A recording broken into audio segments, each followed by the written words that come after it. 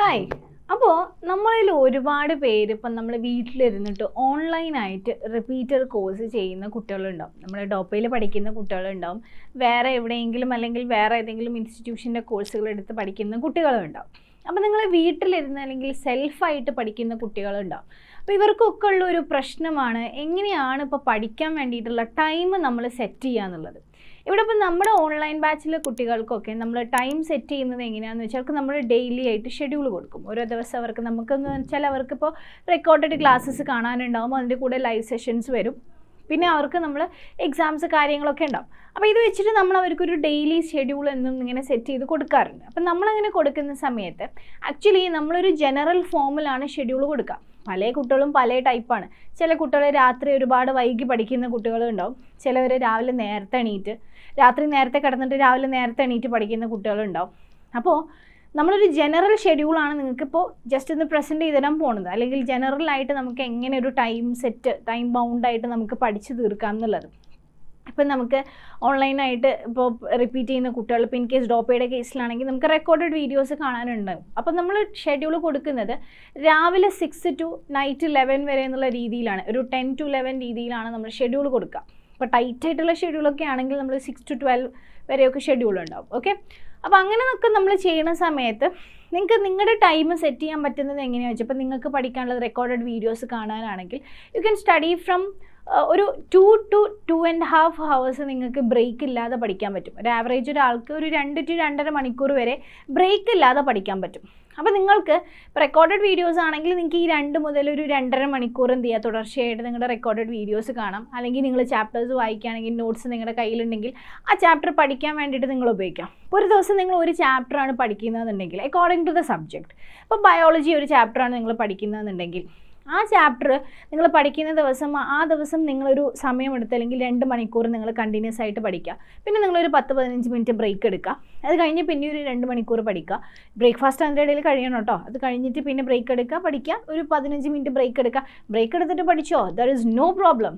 ഒരു മനുഷ്യനും തുടർച്ചയായിട്ട് രാവിലെ മുതൽ രാത്രി വരെ ഇരുന്ന് പഠിക്കാൻ പറ്റില്ല. You can take breaks. അപ്പോൾ ഇടയ്ക്ക് നിങ്ങൾ ബോറടിക്കുമ്പോൾ ഒന്ന് കുറച്ച് നടക്കുക, കുറച്ചെന്തെങ്കിലും നിങ്ങളുടേതായിട്ട് നിങ്ങളുടെ മനസ്സിനൊരു സാറ്റിസ്ഫാക്ഷൻ, ഒരു റിലാക്സേഷൻ കിട്ടുന്ന എന്തെങ്കിലും ഒരു ആക്ടിവിറ്റി നിങ്ങൾക്ക് ഉണ്ടെന്നുണ്ടെങ്കിൽ യു ക്യാൻ ഡു ദാറ്റ്. എന്തെങ്കിലും വേറെ എക്സ്ട്രാ എന്തെങ്കിലും വായിക്കണമെങ്കിൽ നിങ്ങൾ വായിക്കാം. ഓക്കെ, അപ്പോൾ ആ രീതിയിൽ നമ്മുടെ ആ ഒരു ബ്രേക്ക് ടൈം എന്ത് ചെയ്യുക, നമ്മുടെ മനസ്സിന് എത്രത്തോളം റിലാക്സേഷൻ കിട്ടുന്ന രീതിയിൽ നിങ്ങൾക്ക് ആ ബ്രേക്ക് ടൈം യൂട്ടിലൈസ് ചെയ്യാം. അത് കഴിഞ്ഞ് നിങ്ങളിങ്ങനെ 15 മിനിറ്റ് ബ്രേക്ക് എടുക്കുക. പിന്നെ നിങ്ങൾക്ക് പഠിക്കാം, ഫുഡ് കഴിക്കാനുള്ള ബ്രേക്ക്, ചായ കുടിക്കാൻ, ഇതൊന്നും വേണ്ടെന്ന് ആരും പറയുന്നില്ല. ഓക്കെ, ഇതെല്ലാം വേണം. ഓക്കെ, അത് കഴിഞ്ഞ് നിങ്ങൾക്ക് നിങ്ങളുടെ എൻ്റർടൈൻമെൻറ്റ് മീൻസ് വല്ലാണ്ട് എൻ്റർടൈൻമെൻറ്റ് നമുക്ക് വേണ്ട, ബേസിക് ആയിട്ടുള്ള എല്ലാ എൻ്റർടൈൻമെൻറ്റും കാര്യങ്ങളും ഒക്കെ വെച്ചിട്ട് നമ്മൾ നമ്മുടെ ടൈം ഷെഡ്യൂളൊക്കെ ഒന്ന് സെറ്റ് ചെയ്യുക. അപ്പോൾ നിങ്ങൾ ഏത് ചാപ്റ്ററാണോ പഠിക്കുന്നത്, ബയോളജി ആണെന്നുണ്ടെങ്കിൽ ബയോളജിയിൽ ഇപ്പോൾ NCERT ആണ് നമ്മൾ കൂടുതൽ ഫോക്കസ് ചെയ്യുക. അപ്പോൾ നിങ്ങൾ ബയോളജി പഠിക്കുന്ന ദിവസമാണെന്നുണ്ടെങ്കിൽ നിങ്ങളൊരു 4 മണിക്കൂർ എടുത്തൊരു ചാപ്റ്റർ പഠിക്കാം. നിങ്ങൾ മെയിൻലി ഫോക്കസ് ചെയ്യുന്നത് എന്തിനാ, NCERT വായിക്കാൻ മാത്രം. ഓക്കെ, NCERT മാക്സിമം വായിക്കുക, എന്നിട്ട് ക്വസ്റ്റ്യൻസ് വർക്കൗട്ട് ചെയ്യുക. അപ്പോൾ എത്രത്തോളം നിങ്ങൾക്ക് ആ NCERT വായിക്കാൻ പറ്റുമോ ബയോളജിയുടെ കേസിൽ നിങ്ങൾക്ക് അത്രയും ബെനിഫിറ്റാണ്. അപ്പോൾ നിങ്ങൾ മാക്സിമം NCERT വായിച്ചിട്ട് തന്നെ ബയോളജിക്കുള്ള ടൈം യൂട്ടിലൈസ് ചെയ്യാൻ ശ്രമിക്കാം. പിന്നെ നമുക്ക് ചെയ്യേണ്ടത് കെമിസ്ട്രിയുടെ കേസിലാണെങ്കിൽ നിങ്ങൾ രണ്ടിനും ഈക്വൽ ഇമ്പോർട്ടൻസ് കൊടുക്കണം. NCERT വായിക്കുകയും വേണം, അതിൻ്റെ കൂടെ തന്നെ ക്വസ്റ്റ്യൻസ് പ്രാക്ടീസ് ചെയ്യും വേണം. അപ്പോൾ രണ്ടും കൂടെ ബാലൻസ് ചെയ്യുന്ന രീതിയിലായിരിക്കണം കെമിസ്ട്രിക്കുള്ള ടൈം ഷെഡ്യൂൾ നിങ്ങൾ സെറ്റ് ചെയ്യേണ്ടത്. പിന്നെ ഫിസിക്സിൻ്റെ കേസിലാണെങ്കിൽ നമ്മൾ NCERTയിലേക്ക് ഡിപ്പെൻഡ് ചെയ്യേണ്ട കാര്യമില്ല. ചില ചാപ്റ്റേഴ്സൊക്കെ നമ്മൾ നന്നായിട്ട് വാല്യൂസൊക്കെ പഠിക്കേണ്ട ചാപ്റ്റേഴ്സ് ആണെങ്കിൽ അതൊക്കെ NCERT ഒന്ന് റെഫർ ചെയ്യാമെന്നല്ലാണ്ട് നമുക്ക് NCERTയിലേക്ക് ഒരുപാട് അങ്ങോട്ട് ഡിപ്പെൻഡൻസ് കൊടുക്കേണ്ട കാര്യം ഫിസിക്സിലില്ല. അപ്പോൾ നിങ്ങൾ ഫിസിക്സ് പഠിക്കുന്ന സമയത്ത് കൂടുതൽ സമയം നിങ്ങൾ പ്രോബ്ലം സോൾവിങ് സെക്ഷനിലേക്കായിരിക്കണം നിങ്ങളുടെ ടൈം ഷെഡ്യൂൾ സെറ്റ് ചെയ്യേണ്ടത്.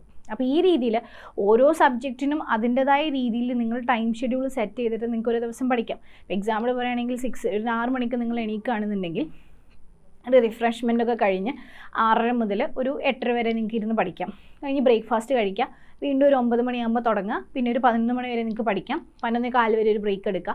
11:15 മുതൽ പിന്നെ നിങ്ങൾക്കൊരു 1:15 വരെ പഠിക്കാം. അത് കഴിഞ്ഞ് ഭക്ഷണം കഴിക്കാൻ ഒരു 2 മണി വരെ അല്ലെങ്കിൽ 2:15 വരെ സമയം എടുക്കുക. അത് കഴിഞ്ഞ് പിന്നെ ഒരു 2 മണിക്കൂർ പഠിക്കുക. അതും കഴിഞ്ഞ് ഒരു 15 മിനിറ്റ് ബ്രേക്ക് എടുക്കുക.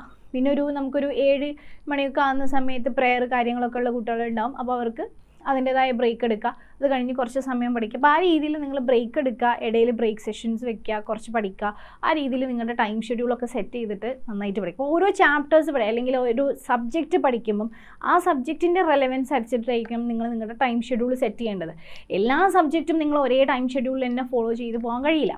അപ്പം നമ്മൾ പറഞ്ഞ പോലെ ബയോളജി ആണെങ്കിൽ കൂടുതൽ നമ്മൾ NCERT വായിക്കാനുള്ള സമയം എടുക്കണം. കെമിസ്ട്രി ആണെങ്കിൽ ഈക്വലി ബാലൻസ് ചെയ്തിട്ട് പോകണം.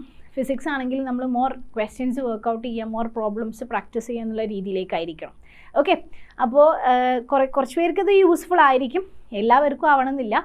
സോ മാക്സിമം എന്ത് ചെയ്യുക, നിങ്ങളുടെ ടൈം ഷെഡ്യൂൾ അതിനനുസരിച്ചിട്ട് ഇപ്പം നിങ്ങൾ എന്തായാലും ഒരു ദിവസം നിങ്ങളൊരു 6-7 മണിക്കൂർ ഉറങ്ങുന്ന രീതിയിൽ ബാക്കി സമയം നിങ്ങൾ മാക്സിമം പഠനത്തിന് വേണ്ടിയിട്ട് തന്നെ യൂട്ടിലൈസ് ചെയ്യാൻ ട്രൈ ചെയ്യുക. കാരണം കൂടുതൽ നമ്മൾ ഒരുപാട് എൻ്റർടൈൻമെൻറ്റിലേക്ക് പോയി കഴിഞ്ഞാൽ നമ്മുടെ ഫോക്കസ് നഷ്ടപ്പെടും. നമുക്ക് മാക്സിമം വേണ്ടത് നമ്മുടെ ഫോക്കസാണ്, നമ്മുടെ കോൺസെൻട്രേഷൻ, അത് നമുക്ക് പോകാൻ പാടില്ല.